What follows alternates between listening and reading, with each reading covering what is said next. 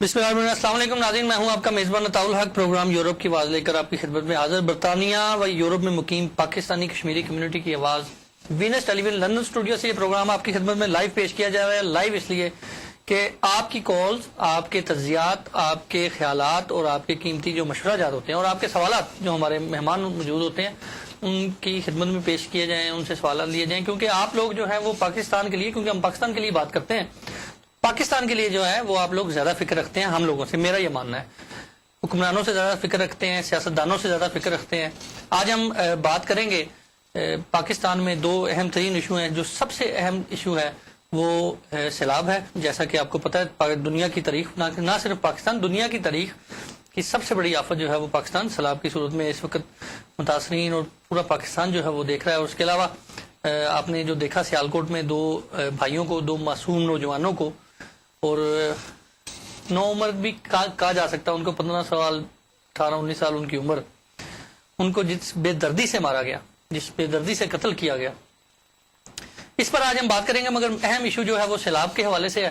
پاکستان جو ہے کس طرف جا رہا ہے۔ مہمانوں کی طرف جانے سے پہلے ہمارے ساتھ ٹیلی فون لائن پر موجود ہے محترم جناب سابق صدر پاکستان پرویز مشرف صاحب۔ ان سے بات کرتے ہیں، ان سے جاننے کی کوشش کرتے ہیں کہ سیلاب کی جو صورتحال ہے اس وقت اس پر وہ کیا کر رہے ہیں اور وہ کیا اپنی پالیسی ظاہر کریں گے اور وہ کیا خیال رکھتے ہیں۔ جی السلام علیکم پرویز مشرف صاحب، خوش آمدید کہتے ہیں آپ کو۔ جی وعلیکم السلام۔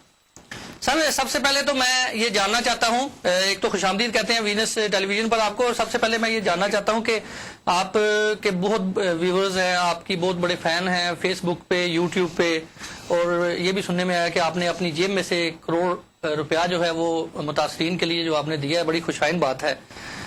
اپنی ذرا تھوڑی سی پالیسی واضح کریں گے، اور آپ یہ میں جاننے کی کوشش کروں گا کہ ظاہری بات ہے برطانیہ میں بیٹھے ہوئے ہیں اور یہاں سے بیٹھ کر آپ کس طریقے سے جو ہے متاثرین ہیں، جو پاکستان کے جو اس وقت جو سیلاب ہے اس سے متاثرہ افراد اور معصوم بچے، بزرگ، معذور خواتین، کس طرح سر ان کی آپ مدد کریں گے؟ جی سب سے پہلے تو میں یہ کہنا چاہوں گا کہ یہ کام میجر طور پہ تو حکومت کا ہے، کیونکہ کوئی انڈیویجول وہ اتنا زیادہ کام یا اتنی زیادہ اسسٹنس ڈونیشنز نہیں جنریٹ کر سکتا جتنا حکومت کر سکتی ہے۔ تو دیر فور حکومت کو پوری طریقے سے کرنا چاہیے، انٹرنیشنل کمیونٹی کو اپروچ کرنا چاہیے۔ جیسے ہم نے ارتھکویک میں ڈونرز کانفرنس بلائی تھی جس میں 75 ملک کے لوگ آئے، ڈیلیگیشنز آئی تھیں، اور ہمیں 6.4 ارب ڈالر کمٹ ہوئے تھے۔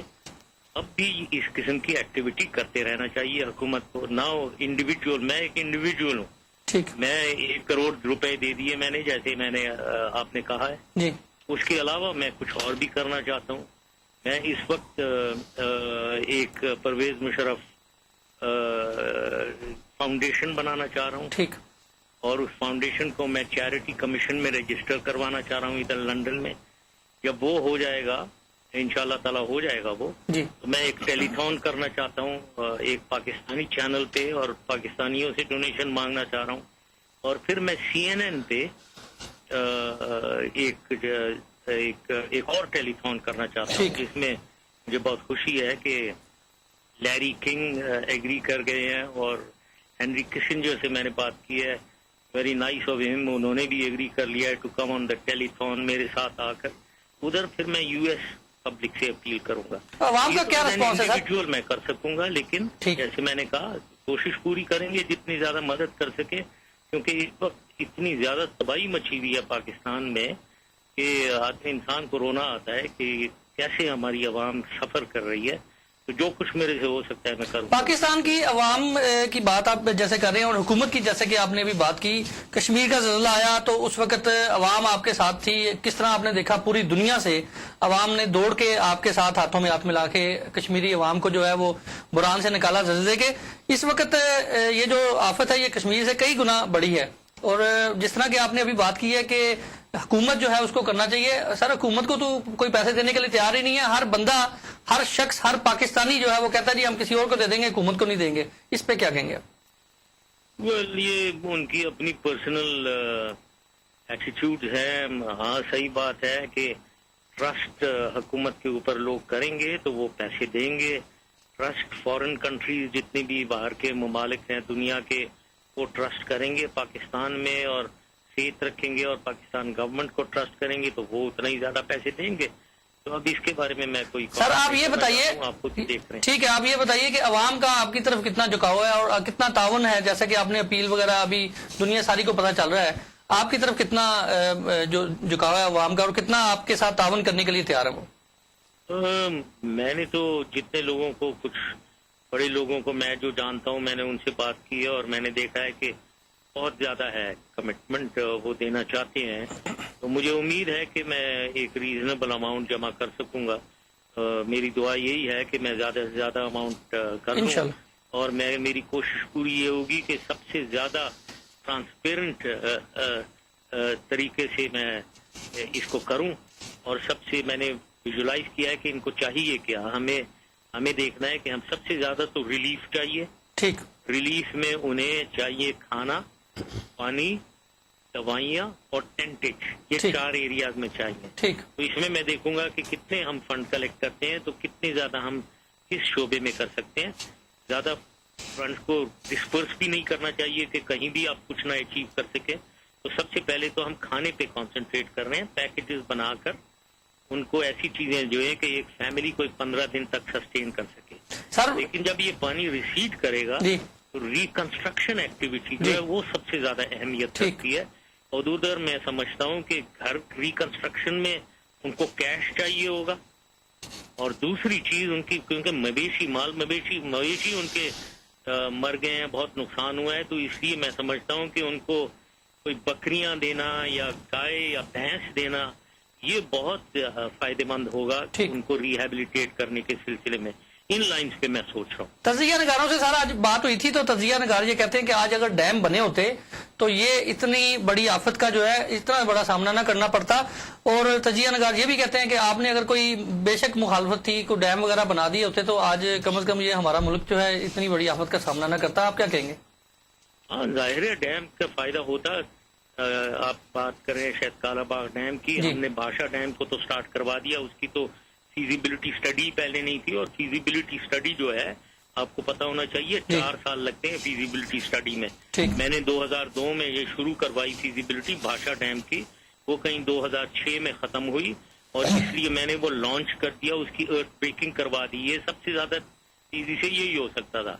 कालाबाग डैम का जहां तक सवाल है वो एक पॉलिटिकल हुआ था, लेकिन मैं आपको कालाबाग डैम के बारे में बताऊं कि जो अपस्ट्रीम कालाबाग डैम है यानी फ्रंटियर, ये नौशेरा एरिया में जो फ्रंटियर में जो सैलाब आए हैं वो कालाबाग डैम उसे नहीं बचा सकती थी। वहाँ वही सैलाब, क्योंकि वो काबुल रिवर से हुए हैं, स्वात रिवर से हुए हैं और जो भी पहाड़ों से रिवर्स आ रहे हैं काबुल रिवर में उनकी वजह से हुए हैं। वहाँ कालाबाग डैम नहीं असर करेगी।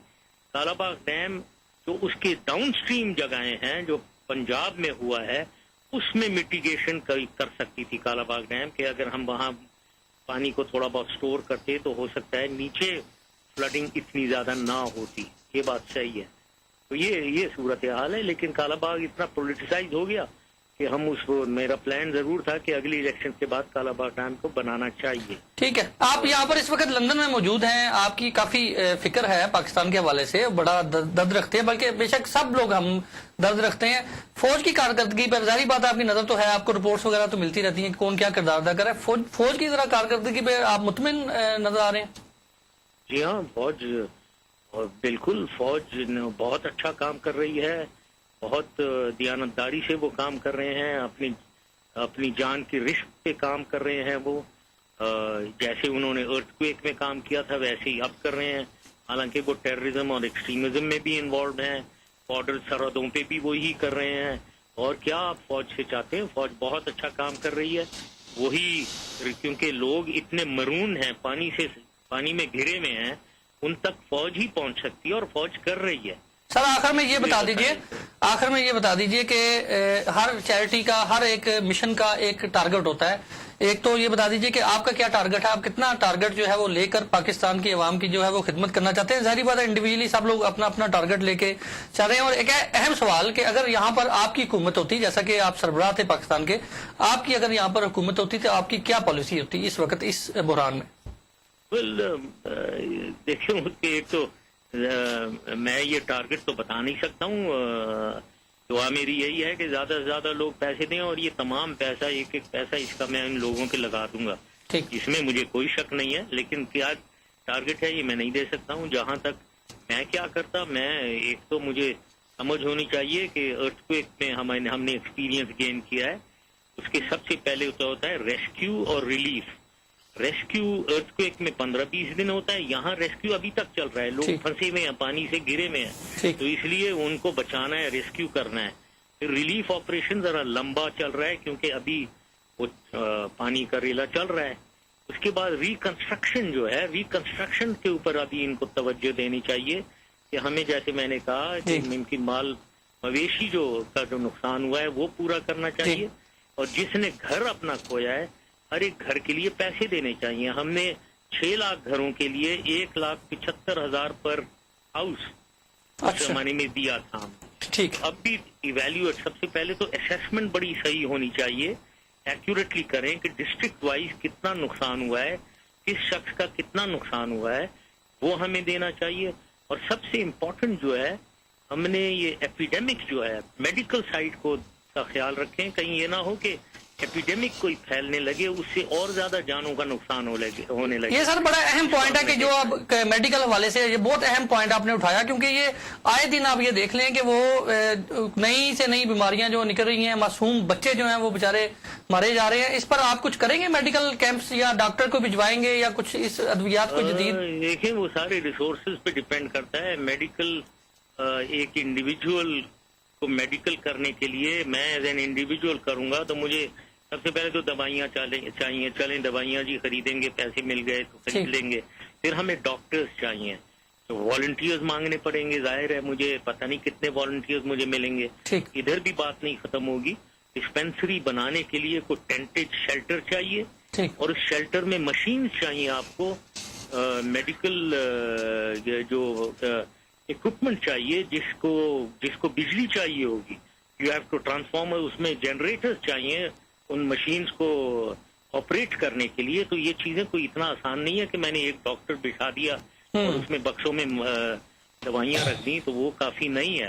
تو ڈپینڈس کہ مجھے کتنی زیادہ سپورٹ ملے گی. اس کے بعد فی الحال میں فوکس کر رہا ہوں, کرنا اتنا زیادہ ہے جیسے میں نے کہا حکومت کا کام ہے, انڈیویجول کتنا کر سکتا ہے. تو میں فوکس کر رہا ہوں کہ فوڈ آئٹمس پہ.